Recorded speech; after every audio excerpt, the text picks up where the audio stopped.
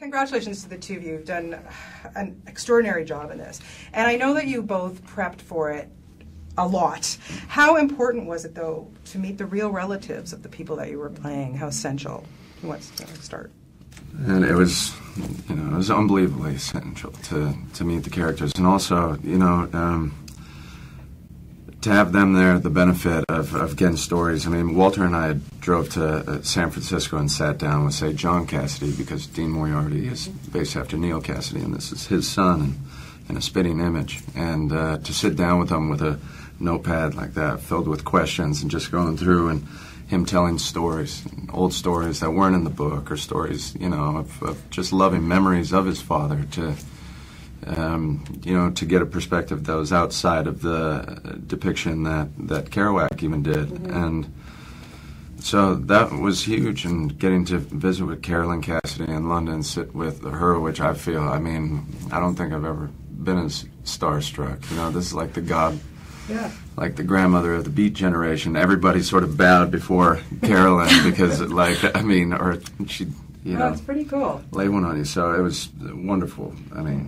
Kristen, for you, it's such a different, like I was saying, you just knocked it out of the park.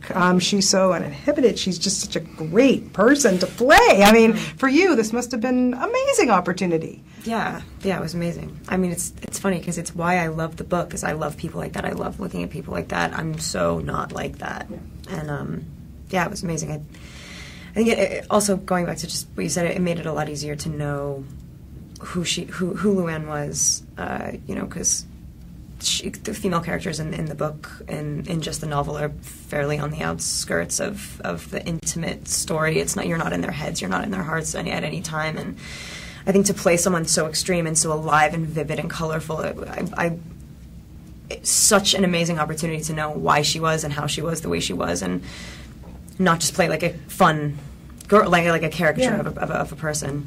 Yeah, you really, had to get into that beatnik spirit and everything. I think with the information that we were given, especially from having met some of the family members, and I spent a lot of time with her daughter, which was to root it in reality and feel so. Obviously, I would have had a responsibility to the characters that were written, but you got to see what was so lovely about them, which wasn't on the page. You really got to know them by, what wasn't there, and their true souls and where they want to be in life, and that information was passed to us from their children. So it's on a human level, it made the whole story click so much more. It's not like the spirit of it changed or anything like that. It's just that it humanized them so much.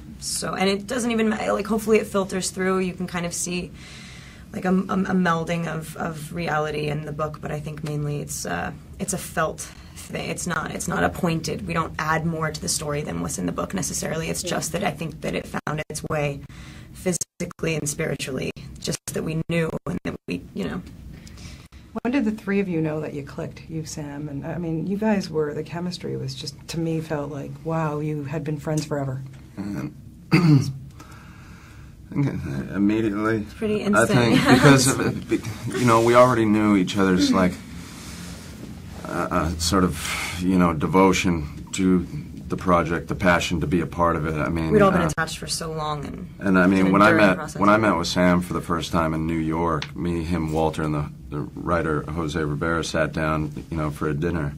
And afterwards, Walter and Jose, we walked out, and they said, "We're going this way, you guys go that way." And Sam and I went to a pool hall and had some beers and just played pool. And I was like, after getting to know somebody in such a short amount of time, I was like, this guy's my brother for life. Mm-hmm. And for all of us, it was just a shared passion for.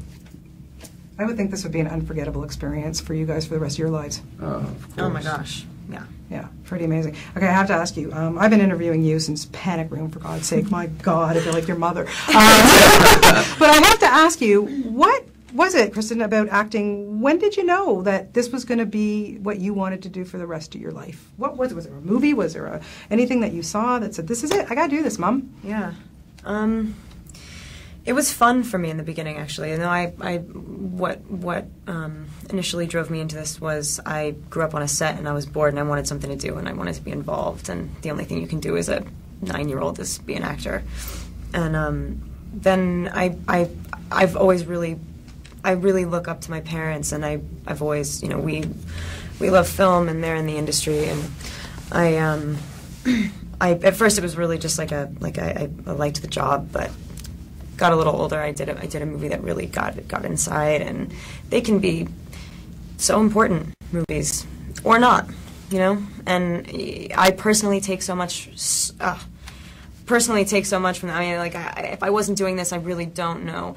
Because the job really does also, unlike most other professions, I suppose, unless you really love what you do, I guess. It's not it's your life. It's like you never stop thinking about, like, why you're doing, what you might want to do next, why you tell the stories you tell, the relationships that you build, and what comes out of that, and all. It's like the job never ends, you know. So I'd never want to stop doing that.